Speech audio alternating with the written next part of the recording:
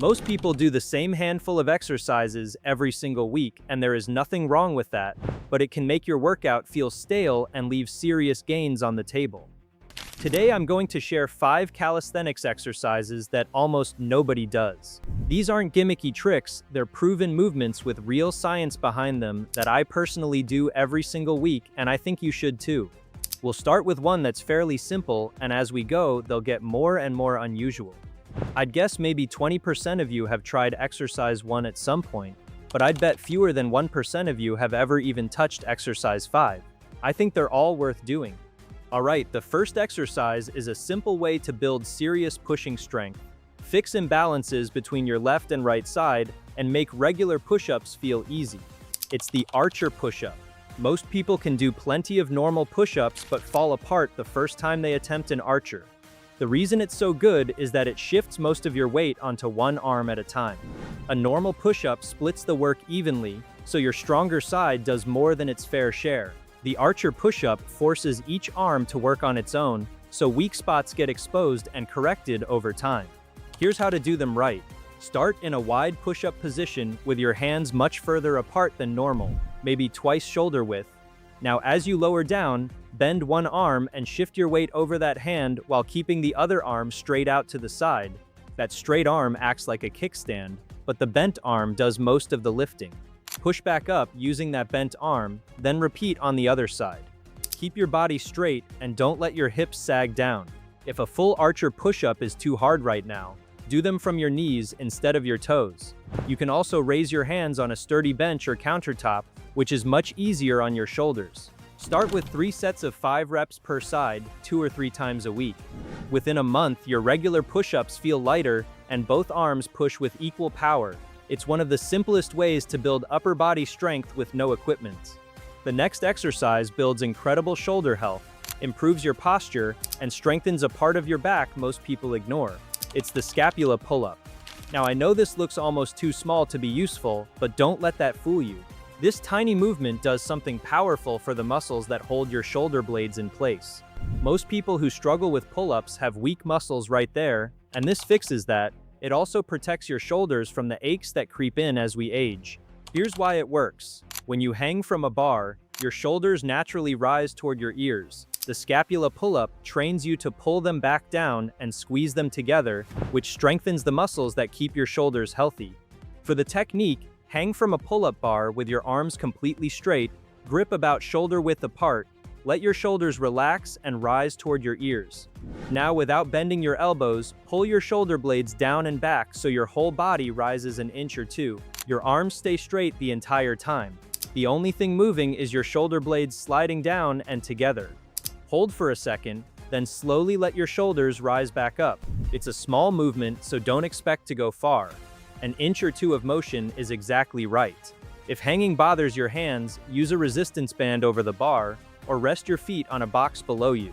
Start with 3 sets of 8 to 10 reps, 2 or 3 times a week. Within a few weeks, your shoulders feel stronger, your posture improves, and regular pull-ups become much easier. This is a small exercise that really pays off in a big way.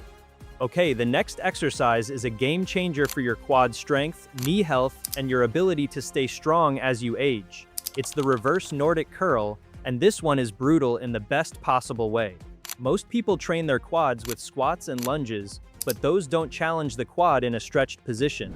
The reverse Nordic does exactly that, and research shows training a muscle in a lengthened position is incredibly effective for building strength. It also strengthens the tendons around your knees.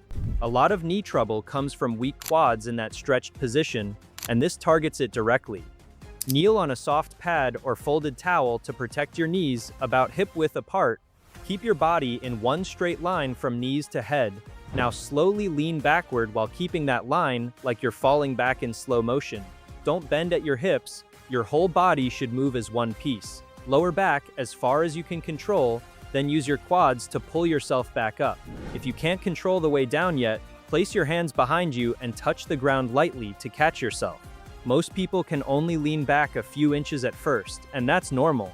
As your quads get stronger, you'll lean further. Start with 2 sets of 5 reps and add reps slowly over the weeks. These will make your quads stronger, your knees more stable, and your legs far more resistant to injury. They're also great for anyone with knee aches. Just be patient because they're harder than they look. Alright, now we're getting into the really unusual stuff. This next exercise builds a strong, healthy lower back, relieves back pain, and strengthens your glutes in a way that almost nothing else does. It's the reverse hyper. This movement was made famous by a powerlifting coach who used it to heal his own broken back. Most back exercises involve bending forward and loading your spine, which can make things worse if you already have pain. The reverse hyper does the opposite. It strengthens your lower back and glutes while gently decompressing your spine. As your legs swing up and back, they pull your spine apart slightly, relieving that stiff feeling in your lower back.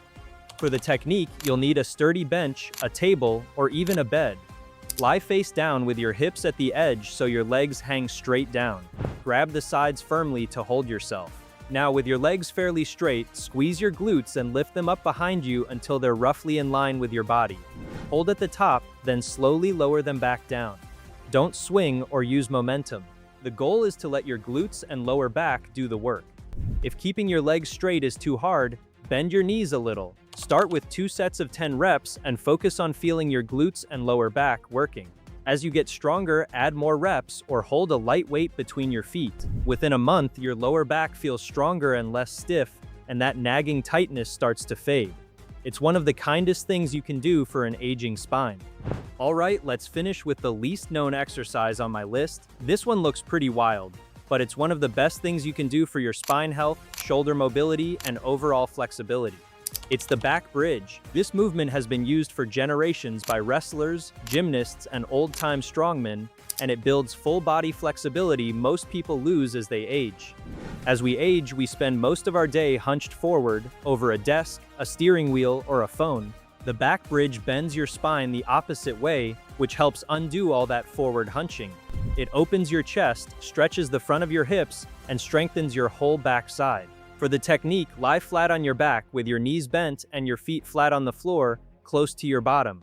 Place your hands flat on the floor beside your head, fingers pointing back toward your shoulders.